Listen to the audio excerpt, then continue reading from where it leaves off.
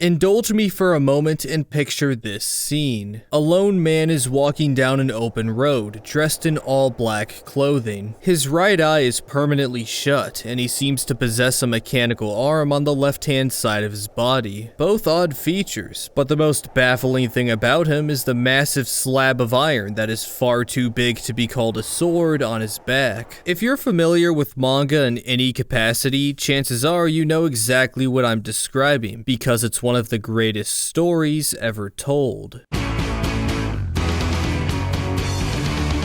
Like most pieces of media I get into, I was initially hesitant about Berserk. I decided to begin reading after a few recommendations from friends, and after looking into just how many ideas Dark Souls stole from this manga. When my brother noticed I was reading it, he commented, "Oh, isn't that the ultra-violent one?" And well, he isn't wrong. If you gave yourself a mental image of the worst thing you could ever do to a human being, both physically and mentally, chances are it's somewhere within the pages of these books. But I think this quote represents the way a lot of people looking in from the outside view Berserk. It's just the violent one. In reality, there are so many things to like in this manga that I don't even know where to begin with this video. You've got some of the best art in the industry, great character parallels, interesting dynamics, a rich, enthralling dark fantasy world that has a tendency to dip its toes into the disturbing and beautiful realm of cosmic horror,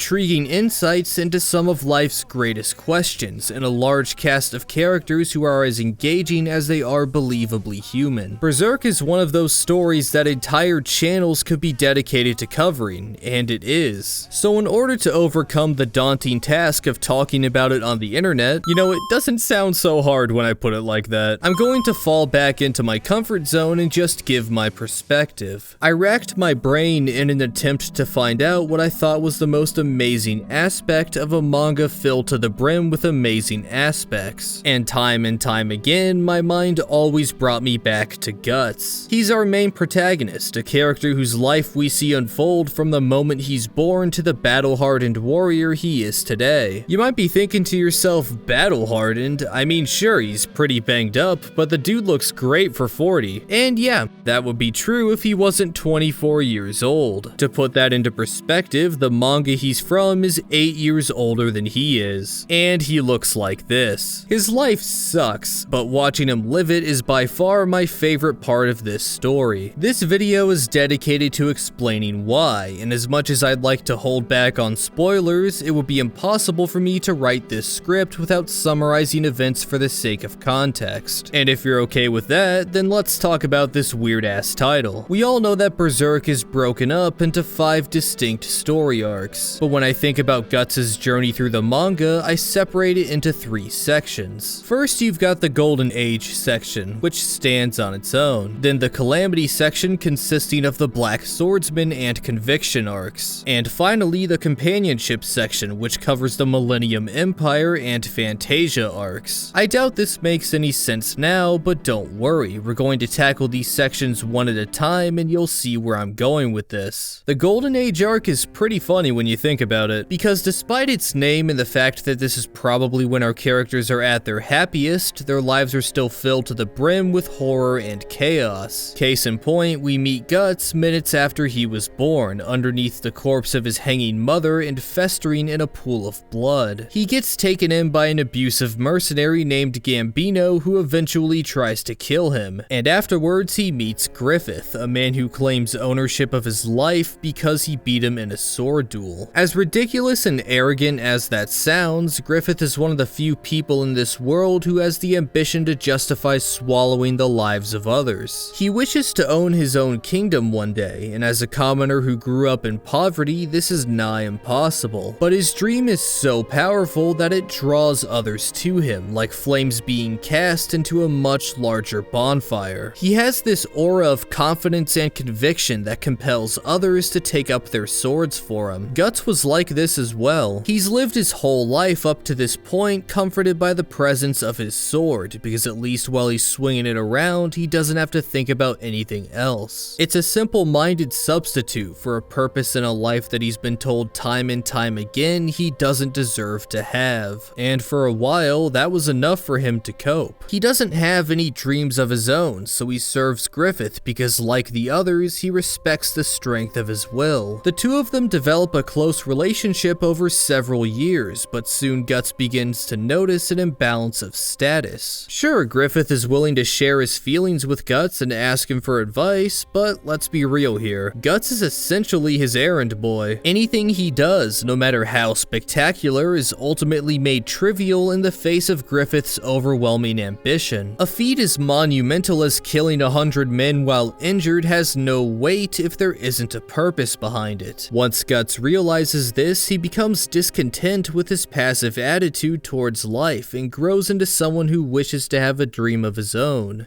So long as I have my sword to fight with, I'm sure to survive. Year after year, I prove it to be true.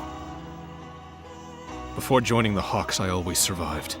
No matter the odds, no matter how hopeless a losing battle. This time was no different.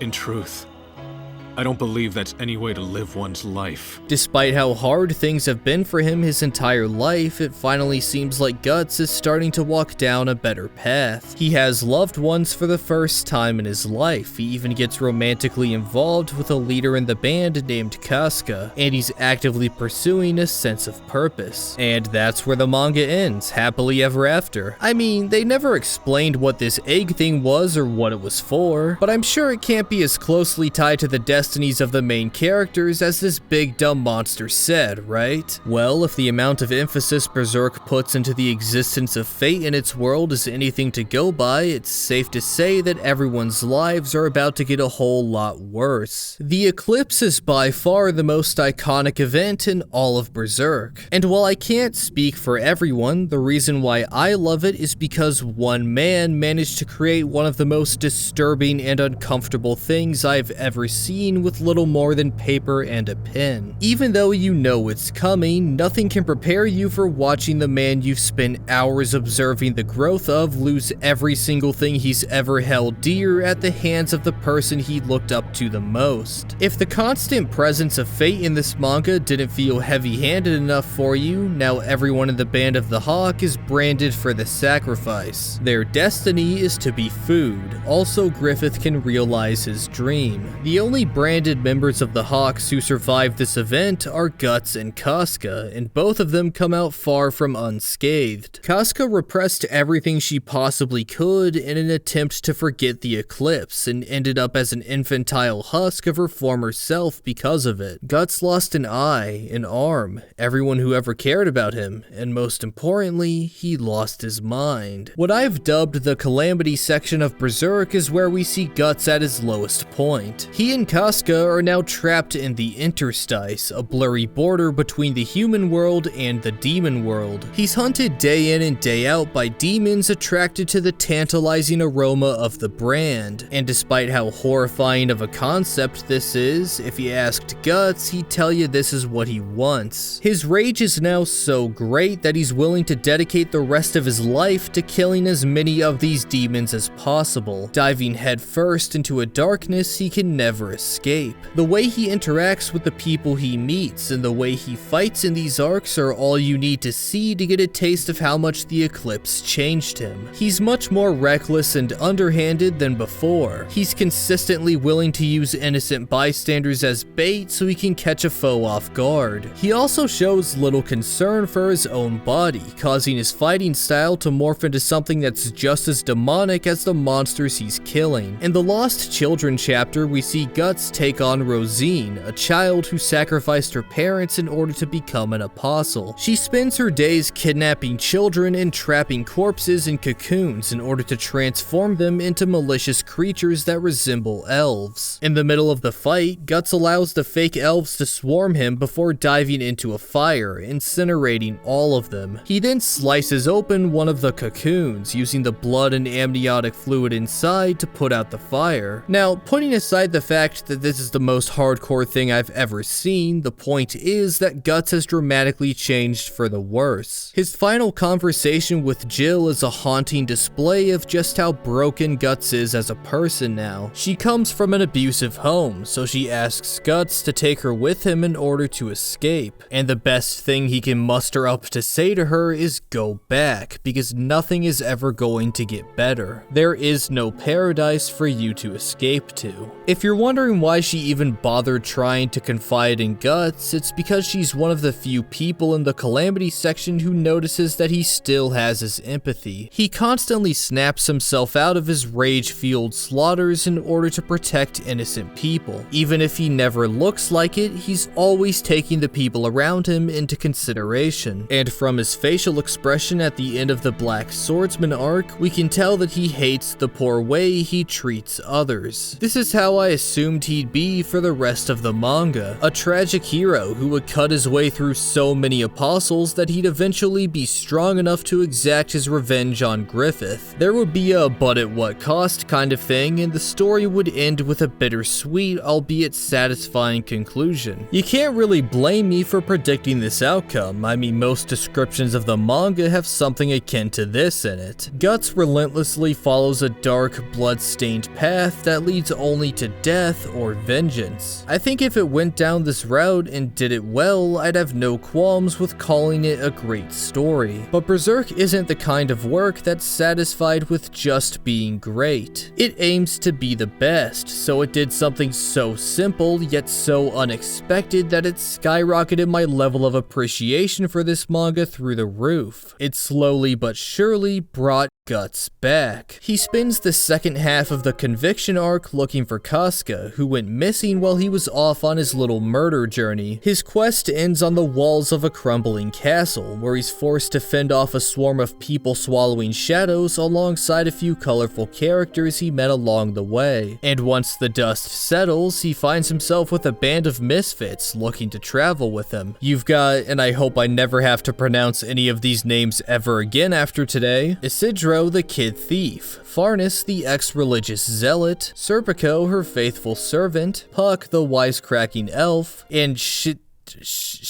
what the fuck? And Shrek, the young mage. All of them are fantastic characters in their own right, but let's not make this an hour-long video. What's important here is the way they change Guts as a character. Protecting Casca on the castle walls reminded him that the sun still comes up despite all the time he's spent in the dark up until now. It's a cheesy line, sure, but it's the perfect metaphor for the acquisition of a new purpose, something Guts hasn't had the drive to obtain since the Eclipse. Through many trials and tribulations, the 6 of them gradually transition into genuine companions. It isn't easy. There are so many characteristics between these guys that clash with each other, sometimes bringing them to blows. And things only get more challenging when Guts is forced to don the Berserker Armor. The Berserker Armor is one of the greatest armor sets in the history of fiction, and not just because of the visceral and exciting fighting style it's known for. Its primary purpose is to consume the user and keep them fighting, snapping bones back into place and removing the brain's ability to care about pain. This allows for superhuman feats to be performed, a necessary advantage for taking down tougher apostles. But the way the armor enhances negative emotions can cause the wearer to lose themselves and slip into a bloodthirsty frenzy. And when you can't tell between friend and foe, everything becomes your enemy, even the people you've dedicated yourself to protecting. It's a burden the entire group must bear, as they need to rely on Guts' strength in order to survive. And once they pull everything together, when you see them confidently walk into a new town looking like a unified group instead of a mismatched bunch of acquaintances in it for their own selfish reasons, it's an exceptionally satisfying feeling. I mean, think about it. These people grow to accept and trust a man who literally cannot be trusted. All of them have different different reasons for traveling with Guts, and the needs he fulfills for them are paid back tenfold. Because thanks to them, Guts seemingly lets go of his desire for revenge on Griffith. The fact that he tells Nosferatu Zod, a monster he would take the greatest pleasure in killing second only to Griffith, that he doesn't care about chasing after Griffith when he's within his reach is almost unbelievable. While Griffith is off creating catastrophic changes in the world, merging the interstice with reality and erecting the city of Falconia as the only true safe haven for humanity, Guts and his friends are completely disconnected. They're out on a boat sailing to Puck's home of Elfheim in order to get Casca's memories back. If chasing after Griffith reverted Guts back to the way he was before the Band of the Hawk, a man with nothing but a shallow goal to drive him forward, then traveling to Elfheim for Casca's sake is a quest that provides him with a genuine purpose again, something he never would have been able to do if not for the people who care about him. And together, they manage to restore Casca's memories. Things could still be better. I mean, Casca can't even be around Guts without getting vivid flashbacks of the Eclipse, which is downright heartbreaking. Also, since Guts completed his goal by bringing Casca here, his schedule is now completely empty. He laments the fact that there isn't much left for him to do now as the mysterious Moonlight Boy appears in front of him, an encounter that will likely plant the seeds for a new goal to pursue. Whether it's a shallow one or a meaningful one, I can't say, because as of right now, this is where the manga ends.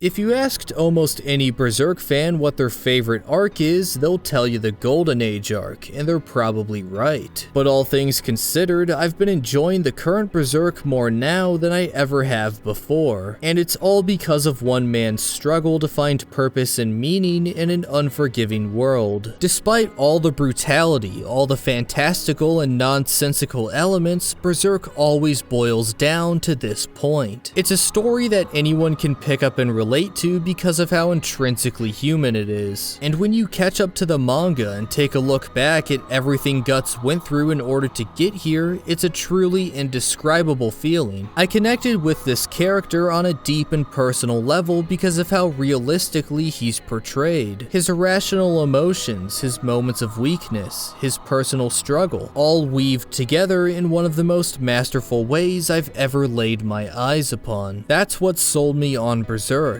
And that's why I'll never look at it as anything other than one of the most monumental achievements in the history of fiction. And to think that almost every single aspect of this manga was handcrafted by one guy. I don't think it's news to anyone at this point that Berserk's author, Kentaro Miura, recently died at the age of 54. I don't think I've ever felt so genuinely affected by the death of someone who I've never spoken a word to, and this foreign feeling makes it hard to find the right words. So how about just thank you? Thank you for dedicating decades of your life to bringing so much joy to so many people, for offering this intimate window into your mind, pouring all the fantastical things you had inside onto paper. It took me just over a month to read all your story has to offer, but I know what I read is going to stick with me for years to come, and I'm sure over 50 million others would say the same. At this point, we still don't know if Miura's assistants are going to try their hand at finishing the story, or if chapter 363 is the last we'll see of these characters. Personally, I'm going to support whatever decision is made, because either way, Berserk has done more than enough for entertainment as a whole. Hell, I never would have picked it up if I wasn't such a big fan of the franchises it inspired. Guts may have had trouble with finding a purpose all his life, but I'm glad that Miura found his, and saw it through for as long as he could, because as I said in the beginning, it's one of the greatest stories ever told, and the exceptional way in which Guts develops is just one of an endless list of reasons.